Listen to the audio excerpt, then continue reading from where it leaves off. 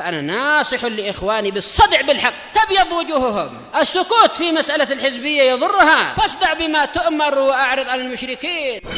سلامي على دماج ورجالها والشيخ يحيى ودار العلم يا سعد بانيها.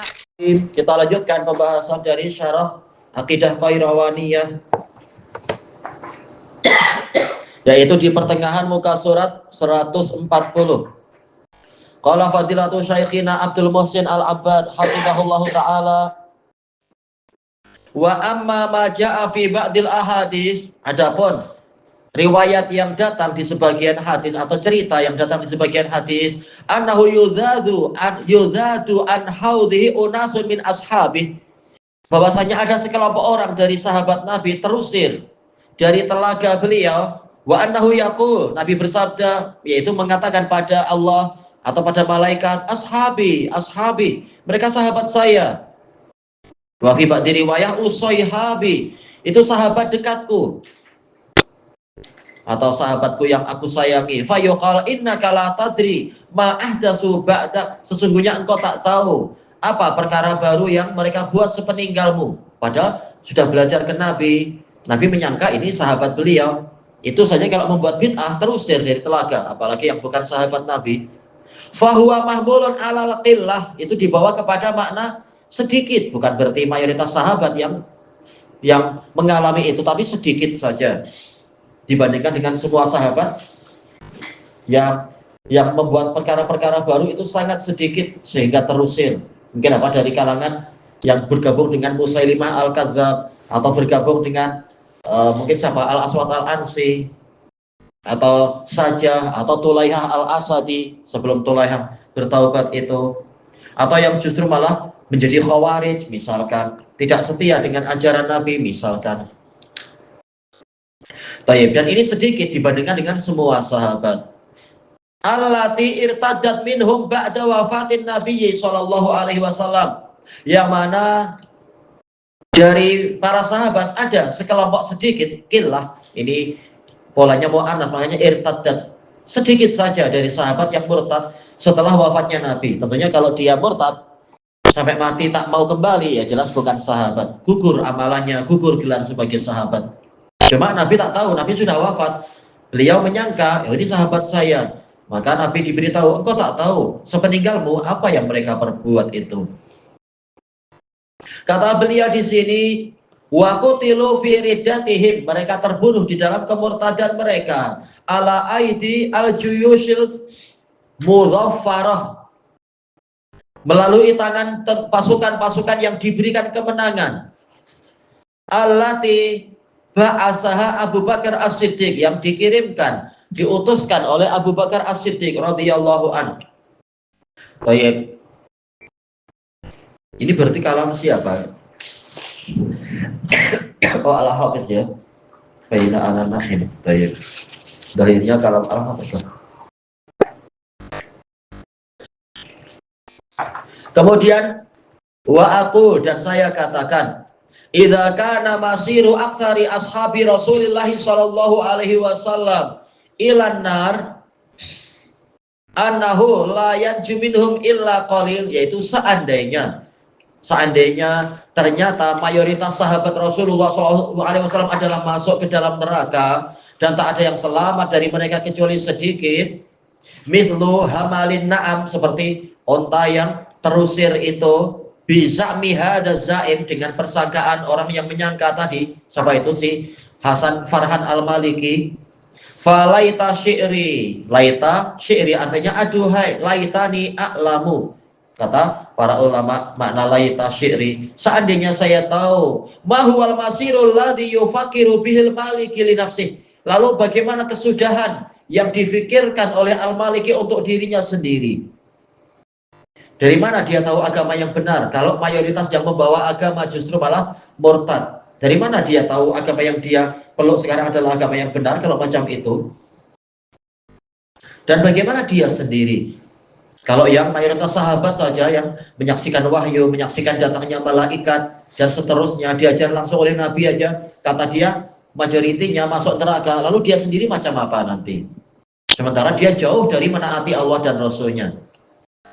Baik. Nas'alullah as-salamata wal afiyah. Kita mohon kepada Allah keselamatan dan pemeliharaan. Wa na'udzu billahi minal khudlan, dan kita berlindung kepada Allah dari penelantaran. Bal inna as-suhbata syar'iyyah, bahkan sesungguhnya persahabatan yang disyariatkan, yaitu betul-betul sebagai sahabat itu macam mana? Oh, tetapi ini masih persangkaan orang itu. Bisa mil maliki, menurut persangkaan si maliki tadi, lam tahsul illa lil muhajirin wal ansar qabla sulhil hudaibiyah. Tidak terjadi kecuali untuk muhajirin dan ansar sebelum perjanjian Hudaibiyah, yaitu berarti apa? Hanya hingga tahun 6 saja.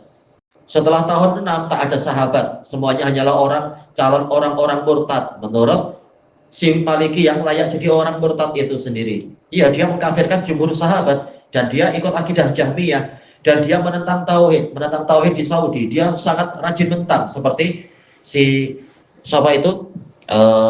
Si Ahmad Dahlan itu. Ahmad Dahlan Az-Zaini atau siapa namanya itu? Ahmad Zaini Dahlan. Betul-betul ahli syirik. Mereka orang macam ini yang lebih layak dimurtadkan, dihukumi sebagai murtad daripada jumhur sahabat. Kemudian waman ba'dahum laisu minas sahabah bisa mih. Adapun yang setelah mereka, setelah tahun 6 berarti istilahnya, maka bukan termasuk sahabat menurut dia.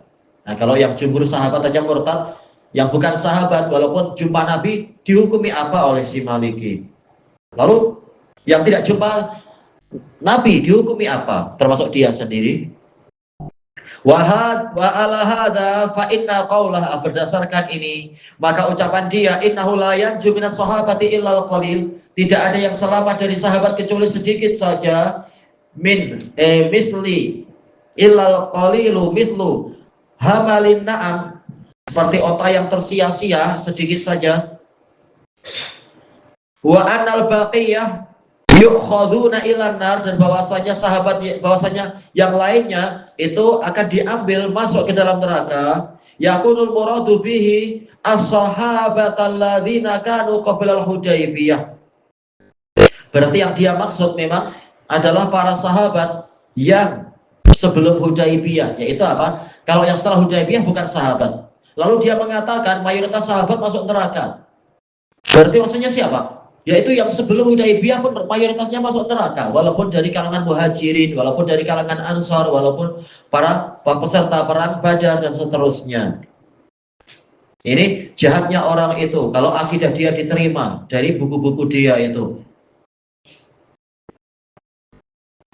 Kemudian fa'idha kana ashabu Rasulillah sallallahu alaihi wasallam alladzina hum khairu hadhil ummah, maka apabila para sahabat Rasulullah Shallallahu Alaihi Wasallam yang mana mereka itu adalah orang terbaik di umat ini, la yaslamuna minan nar, tidak selamat dari neraka, famanil ladzi yaslamu minha, lalu siapa yang selamat dari neraka?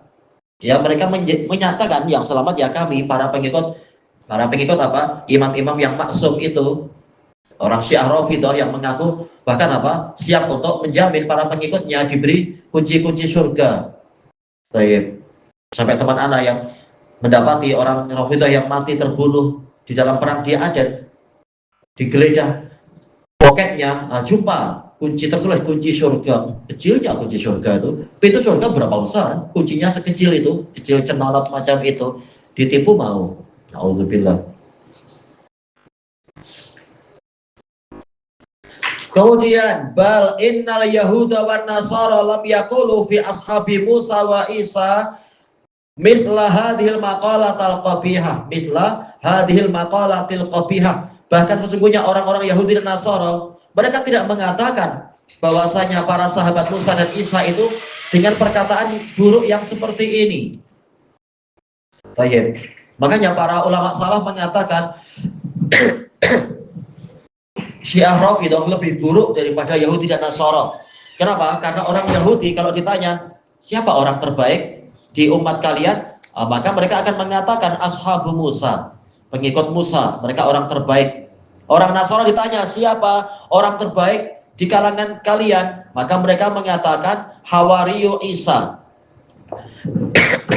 yaitu sahabat dan penolongnya Nabi Isa. Sementara orang Rafidhah kalau ditanya, siapa orang yang paling buruk di umat ini? Ashabu Muhammad. Ini berarti apa? Memang lebih kafir Yahudi dan Rafidhah lebih kafir daripada Yahudi dan Nasara. Kalau masalah kedustaan jangan tanya. Kalau Yahudi aja mendusta, gimana Syiah Rafidhah yang menganggap itu sebagai bagian dari agama? Kalau tidak ada tuqiyah, maka orang itu tak punya agama, kata dia. Beberapa hari ini terbentuk kesepakatan antara kaum muslimin dengan orang-orang Husi di Yaman, yaitu apa? Programnya adalah istilahnya itu tasfirus sujud, mengosongkan penjara 100% dari kalian, tawanan kalian bebaskan, kembalikan ke kami. Dari tawanan kami juga semuanya kami kembalikan pada kalian. Ternyata ketika dikembalikan semua yang dihajur dikembalikan ke Husi, ternyata Husi yang punya penjara dihajur tidak mengembalikan semua, hanya sebagian saja. Ya tak heran. Syiah jangan percaya pada mereka. Na'udzubillah. Dan muslimin ketika menangkap orang Syiah Rafidhah, memenjarakan mereka, tidaklah menyiksa dan seterusnya. Tetap menjaga adab-adab, tapi orang Syiah Rafidhah menyiksa dan siksaan yang sangat kejam. Ana baca buku resmi dari pemerintahan Yaman di masa lampau ketika pemerintahan Yaman masih dipegang Ali Abdullah Saleh dan memerangi Husi itu. Buku-buku resmi ditampilkan tentang jahatnya Syiah Rafidhah di Iran, di Saudi, di Yaman dan seterusnya. Dalam perang 1, perang 2, perang 3, perang 4 disebutkan kekejaman Syiah Rafidhah. Pemerintah tentara yang tertangkap itu disiksa habis-habisan, dihancurkan luar dalam dan seterusnya. Na'udzubillah. Ya Syiah. Termasuk yang jadi bangsa adalah siapa? Keluarga dari Syekhuna Izzuddin Hafizahullah. Ayahnya disiksa sampai mati, dirusak badannya. Setelah 7 tahun meninggal karena dipenjara terus-menerus dan disiksa. Nah, abangnya selamat tetapi akal sudah rusak karena terlalu sering dipukuli kepalanya. Na'udzubillah. Yaitu Syiah Rafidhah yang masih dianggap saudara oleh banyak orang atau banyak partai. Na'udzubillah. Kemudian kita masuk ke muka surat 141.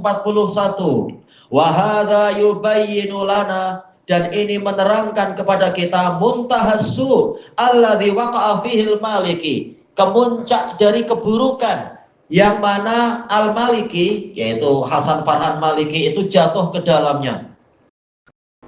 Wa anna man yasma'u aw yattali'u ala kalamihi fi sahabah, dan ini menerangkan bahwasanya orang yang mendengar atau mengetahui ucapan dia tentang sahabat, yattahimuhu fi aqlih, layak untuk menuduh dia akal yang rusak. Memang Syiah Rafidhah akalnya rusak. Au yastadillu bihi ala muntaha khubsih, atau menjadikan ini sebagai dalil tentang betapa kemuncaknya kebusukan orang ini.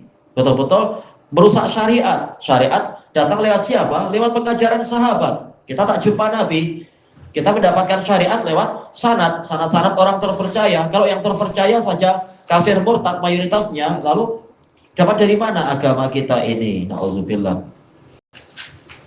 Wa hiqdihi, kemuncak dendamnya dia ala khairi hadhil ummah, terhadap orang yang terbaik di umat ini, yaitu para sahabat. Makanya tak heran jika mereka sangat membanggakan Abu Lu'lu' al-Majusi. Dia orang Persia. Dia membunuh siapa? Membunuh Umar bin Al-Khattab. Kenapa sangat benci pada Umar bin Al-Khattab? Karena beliau yang termasuk yang memimpin untuk menaklukkan Persia dan seterusnya. Walaupun jelas pemimpin panglimanya ya jelas Sa'ad bin Abi Waqqas, tetapi dengan apa? Dengan perintah Umar dan seterusnya. Demikian pula ketika Umar bermusyawarah dengan Hurmuzan bagaimana cara menaklukkan pasukan Kisra di berbagai tempat dan seterusnya, salah satu kerajaan terbesar. Makanya mereka benci para sahabat karena para sahabat yang menaklukkan kerajaan Persia.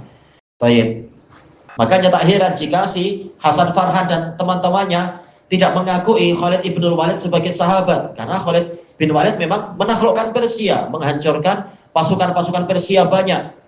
Perang di Selat Hormuz, kalah Hormuznya, mati kafir. Nah, pasukan Khalid ibn Walid memenangkan wilayah itu menjadi negara Islam dan seterusnya. Tapi lihat sampai sekarang Syiah Rafidhah mereka lebih suka nama selatnya dengan menamai Selat Hormuz. Kenapa bukan Selat Khalid ibn Walid? Mereka bangga dengan Persia dan benci pada sahabat. Na'udzubillah. Baik. Kemudian dikatakan di sini la siyama za'mahu annal Abbas ibn Abdul Muttalib, terutamanya lagi adalah pernyataan dia bahwasanya pakcik Nabi Al-Abbas bin Abdul Muttalib wabnah dan putra dia Abdullah ibnu Abbas turjumanul Quran laisa minas sahabah, katanya bukan termasuk sahabat, padahal belajar banyak kepada Nabi Ibnu Abbas dan seterusnya, mewariskan ilmu yang sangat banyak, termasuk riwayat paling banyak di kalangan sahabat adalah riwayat Ibnu Abbas, tapi tak diakui sebagai sahabat oleh orang yang jauh dari sahabat ini. Wa